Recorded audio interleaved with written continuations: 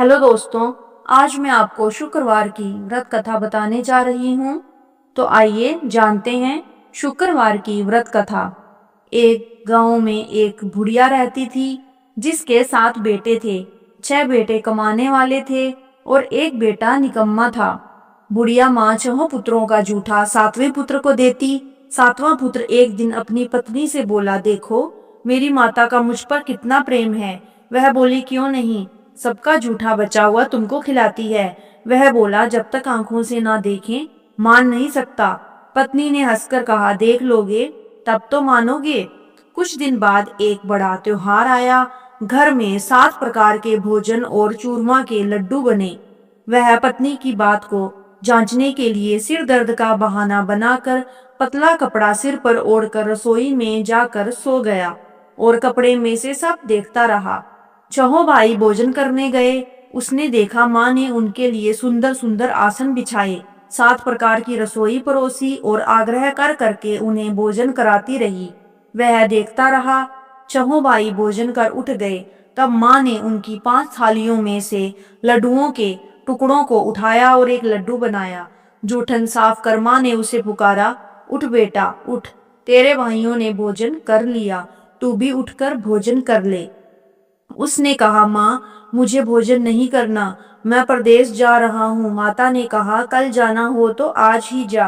वह बोला, हाँ हाँ जा रहा हूँ। यह कहकर वह घर से निकल गया। चलते समय उसे पत्नी की याद आई तो वह गौशाला में कंडे थाप रही थी।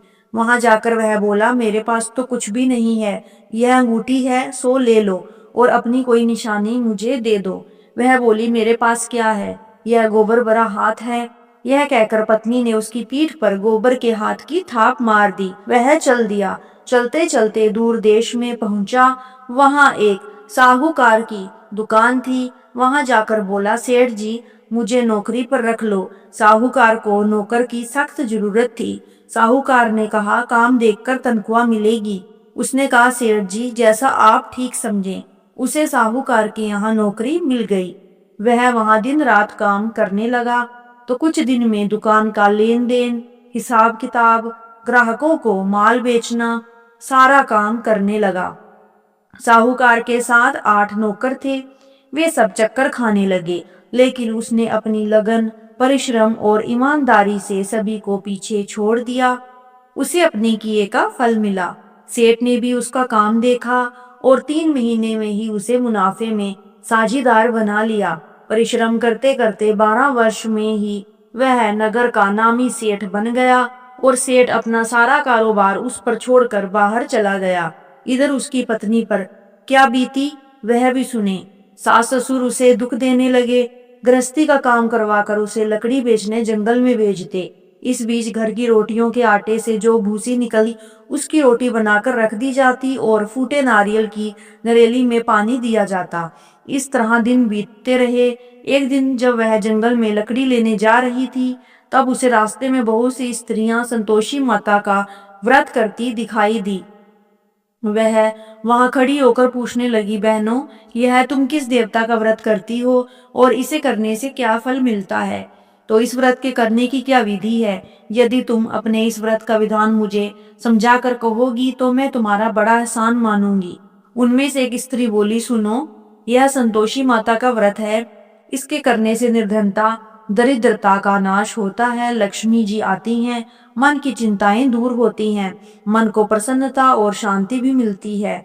निपुति को पुत्र मिलता है, प्रीतम बाहर गया हो तो वह शीघ्र लौट आता है, कुंवारी कन्या को मन पसंद वर मिलता है, चलता मुकदमा खत्म हो जाता है, कलह कलेश की निवृत्ति हो जाती है और मुख शांति होती है, घर में धन जमा हो, धन जायदाद का लाभ होता है तथा और भी मन में जो कुछ कामना हो सब संतोषी माता की कृपा से पूरी हो जाती है, इसमें संदेह नहीं।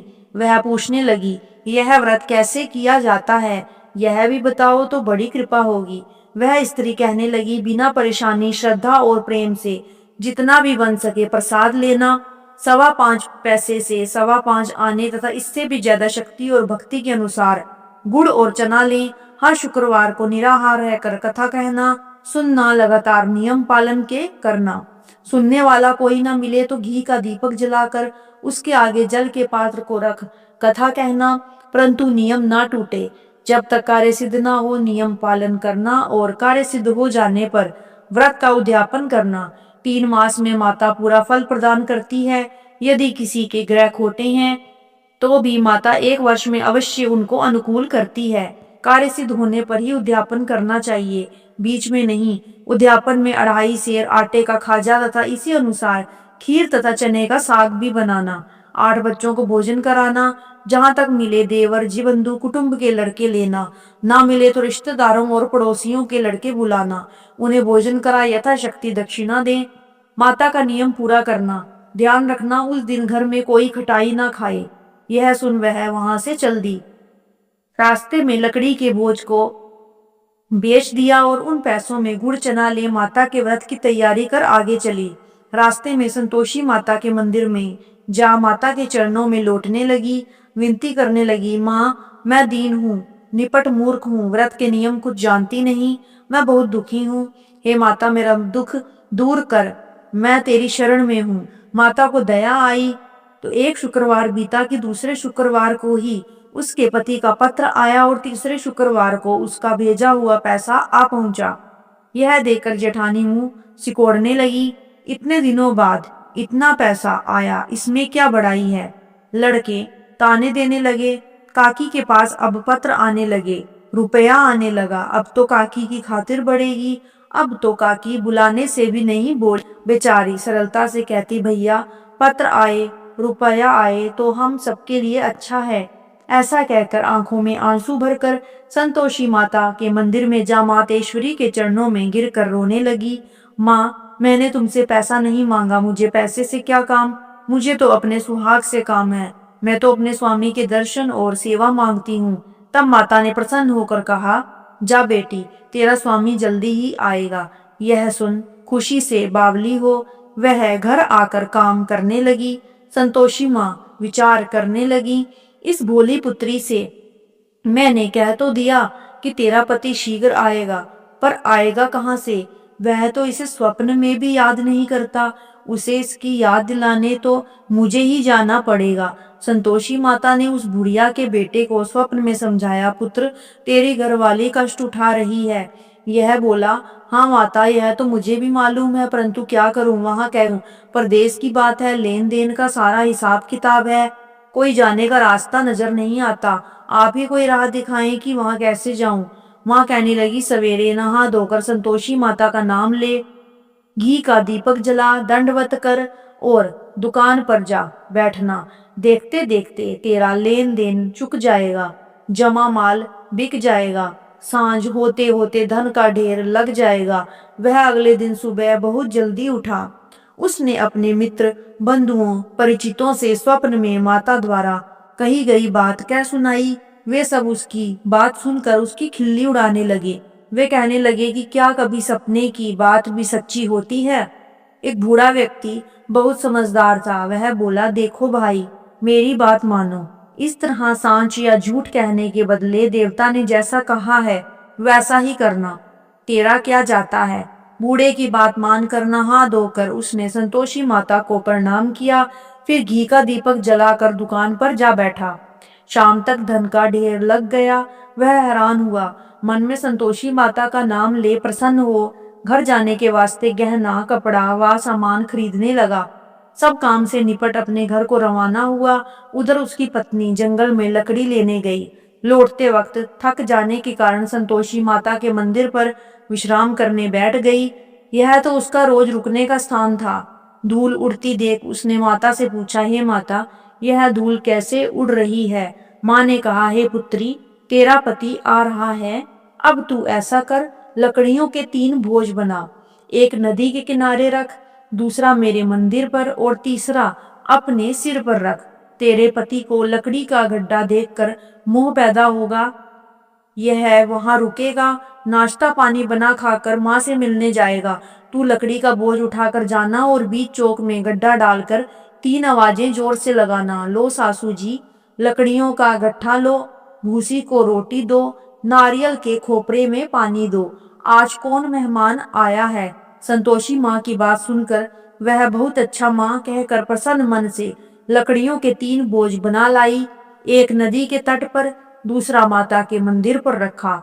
इतने में ही मुसाफिर वहां आ पहुंचा। सूखी लकड़ी देख उसको इच्छा हुई कि अब यहाँ विश्राम कर ले और भोजन बनाकर खा पीकर गांव चले। इस प्रकार भोजन कर विश्राम कर वह अपने गांव में आ गया। उसी समय बहू सिर पर लकड़ी का गड्ढा लेकर आई।